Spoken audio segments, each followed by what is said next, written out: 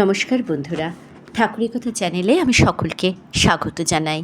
পরম গুরু শ্রী শ্রী রাম ঠাকুরকে প্রণাম জানিয়ে প্রতিদিনের মতো ঠাকুরের কথা নিয়ে আমি অন্তরা আপনাদের কাছে সকল বড়দেরকে প্রণাম জানাই। সকল বন্ধুরা ভালো থাকবেন, সুস্থ থাকবেন এই কামনা করে আজকের ঠাকুরের কথা শ্রী শ্রী ঠাকুর রামচন্দ্রদেব স্মরণে গ্রন্থ থেকে রামভক্ত শ্রী শুভময় দত্তের কথাই আপনাদেরকে বলবো। শুভময়বাবু তখন রোহিণীবাবুর বাড়িতে এবং সেই সময় অবস্থানকালে ঠাকুরের সঙ্গে তাহার অভিজ্ঞতার কথাই আজকে নিয়ে আজকের পর্ব। তাহলে সঙ্গে থাকবেন, শুরু করছি আজকের ঠাকুরের কথা শুভময় দত্তের কথায়। আমি যাওয়ার ৬-৭ দিন পর হুগলি জেলার রামদাসবাবু নামক একজন ভদ্রলোক শ্রী শ্রী ঠাকুরের নিকট আসিলেন। তিনি তখন বিহার প্রদেশের বালি জেলায় থাকিয়া ঘিয়ের ব্যবসা করিতেন এবং তাহার পরিবারবর্গ কাশীতে ছিল।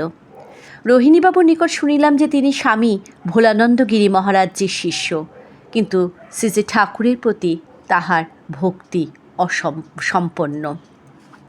কারণ তিনি নাকি ঠাকুরের সঙ্গে আলাপ করিয়া অভূতপূর্ব শান্তি পাইয়াছেন।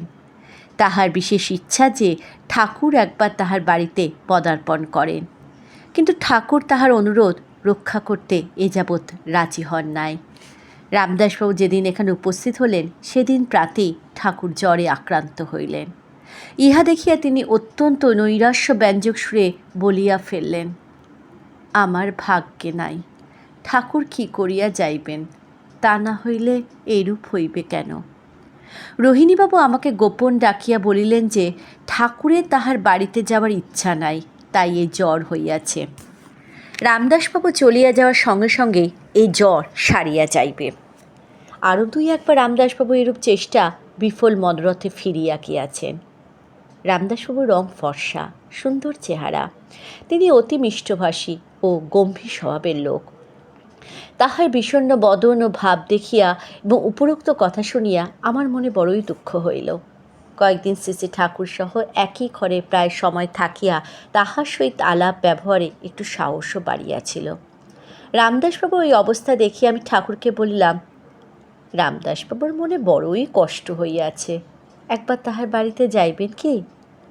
ঠাকুর এই কথার উত্তরে বলিলেন, হ্যাঁ, যাইব। ইহাতে রামদাসবাবু উৎসাহিত হইয়া কবে কোন গাড়িতে কোন সময় বালিয়া স্টেশনে ঠাকুর উপস্থিত হইবেন ইত্যাদি কথা ভালো রূপে জানিয়া লইয়া আনন্দ উৎফুল্লে চিত্তে বিদায় গ্রহণ করিলেন। কিন্তু ঠাকুর প্রকৃতপক্ষে যাইবেন কি না ওই সন্দেহ রোহিণীবাবুদের রহিয়াই গেল।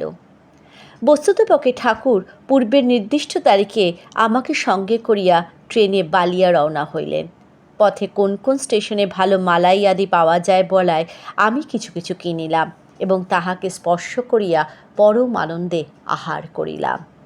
কিন্তু তিনি স্বয়ং কিছুই গ্রহণ করিলেন না। সন্ধ্যার সময় বালিয়া স্টেশনে পৌঁছা দেখলাম রামদাসবাবু আমাদের জন্য তথায় অপেক্ষা করিতেছেন। তিনি আমাদেরকে সঙ্গে লইয়া টাঙা করিয়া তাহার বালিয়ার বাসা বাড়িতে উপস্থিত হইলেন। বাড়িটি ছোট, একখানা দোতলা পাকা বাড়ি। নিচের তলায় কতগুলো ঘিয়ের টিন ছিল। উপরে মাত্র একখানা কোঠা ও তাহার দুই পাশে বারান্দা। ওই কোঠায় একখানা তক্ত বসে শ্রী শ্রী ঠাকুরের শয়নের ব্যবস্থা হইলে আমি তাহার পাশে মেঝেতে আমার বিছানা পাতিলাম। রামদাসবাবু খুব সম্ভবত পিছনের বারান্দায় শুইয়াছিলেন। পরের দিন খুব ভোরে উঠিয়া আমরা তিনজনই গ্র্যান্ড ট্যাঙ্ক রোড দিয়া বেড়াইতেছিলাম। ওই রাস্তার দুই পাশে খুব বড় বড় গাছ ছিল। শ্রী শ্রী ঠাকুর বললেন, এই সকল গাছের তলায় বিশ্রাম করিতে খুবই ভালো লাগে। আমি বলিলাম, এই স্থান দিয়া কখনো আপনি গিয়াছেন কি? ঠাকুর উত্তর করিলেন যে তিনি ওই জায়গায় আর কখনোই আসেন নাই। তারপর গঙ্গার ধারে কিছুক্ষণ বেড়াইয়া আমরা বাসায় ফিরলাম। রামদাসবাবু উপরের তলায় পেছনের বারান্দায় রান্না আদি করার পর আমরা স্নান আহার সম্পন্ন করিয়া দ্বিপ্রহরে শয়ন করিলাম। ঠাকুর কখনো স্নান করিতেন না এবং অন্ন গ্রহণও করিতেও তাহাকে কখনো দেখি নাই। সামান্য একটু ঘিয়ের সঙ্গে একটু কলা চটকায়া বা সামান্য একটু লুচি তরকারি তাহার আহারের পক্ষে যথেষ্ট ছিল। দ্বিপ্রহরে তাহার বিছানার ওপর একখানা পাতলা সাদা চাদর গায়ে দিয়া ঠাকুর বসিয়া আছেন। এমন সময় আমি নিদ্রা অভিভূত হইলাম। কিছুক্ষণ পরে জাগিয়া দেখি ঠাকুর তাহার বিছানায় নাই। আমি প্রথমত মনে করিলাম হয়তো কোনো প্রয়োজনে তিনি নিচে গিয়াছেন। অনেকক্ষণ পরেও যখন তিনি আসিলেন না, তখন উভয় বারান্দায় জাড়িয়া এদিক ওদিক তাকাইয়া তাহাকে না দেখিতে পাইয়া আবার আসিয়া শয়ন করিলাম। মনে হইতে লাগল মুজাফফরপুরে ১৩ দিন থাকাকালে এক ভোর সময় ছাড়া তাহাকে বাথরুমে যাইতে কি মল মূত্র আদি ত্যাগ করার জন্য কোথাও যাইতে দেখি নাই। তাহা হইলে এখন তিনি কোথায় গেলেন? এইরূপ ভাবিতে ভাবিতে আবার ঘুমাইয়া পড়িলাম। কিছুক্ষণ পরে আবার জাগিয়া দেখিলাম আমি প্রথম ঘুমাইবার সময় তাহাকে যেভাবে বসা দেখিয়াছি ঠিক সেইভাবেই তিনি বসিয়া আছেন। আমার জানিতে কৌতূহল হইল ঠাকুর কোথায় গিয়েছিলেন, কারণ প্রাতে বেড়াইবার সময় আমাদের সঙ্গে বহু লোকের দেখা হইল, তাহার মধ্যে একজন বাঙালিরও দেখা পাই নাই। তাছাড়া ঠাকুর নিজেই বলিয়াছেন যে ওই জায়গায় তিনি আর কখনোই আসেন নাই, সুতরাং তিনি নিশ্চয়ই কাহারও বাড়িতে যান নাই। মুজাফফরপুরে বন্ধুদের মুখে শুনিয়াছিলাম যে ঠাকুর অশরীরীভাবে বৃন্দাবন আদি নানা স্থানে বেড়ায় আসেন। তবে আজও কি ঠাকুর কিছুকালের জন্য ওইরূপ কোনো স্থানে বেড়াইতে গিয়েছিলেন? মনে মনে এইরূপ চিন্তা করলাম, কিন্তু ঠাকুরকে ওই সম্বন্ধে কিছু জিজ্ঞাসা করিতে সাহস হইল না। রামদাসবাবুকে জিজ্ঞাসা করিয়া জানিলাম তিনি উপরতলা হইতে নিচে নামা সিঁড়ির নিকটে এক স্থানে দ্বিপ্রহরে শুইয়াছিলেন, কিন্তু ঠাকুরকে কোনো সময় নিচে নামিতে দেখেন নাই। আমার মনে নানা জল্পনা কল্পনা হইতে লাগিল। শুনিয়াছিলাম সাধু মহাত্মাদের মধ্যে কেহ কেহ দেহ এক স্থানে রাখিয়া বহু দূরে নানা স্থানে ঘুরিয়া আসিয়া পুনঃদেহে প্রবেশ করেন, কিন্তু দেহ, কাপড়, চাদর আদি সহ আকাশপথে যাওয়ার কথা কখনো শুনি নাই। তারপর দিন ও প্রাতে রামদাসবাবু সহ আমাদের তাহার কাশীর বাসায় বাড়িতে যাওয়ার কথা। ভোরে উঠিয়া রামদাসবাবু রান্নার জোগাড় করিলেন। আমিও স্নান আদি সমাপন করিয়া তাহা রান্না করার সময় কাছে বসিয়া কথাবার্তা বলিতেছিলাম। কিছুক্ষণ পরে আমাদের থাকার ঘরে আসিয়া দেখি ঠাকুর সেখানে নাই।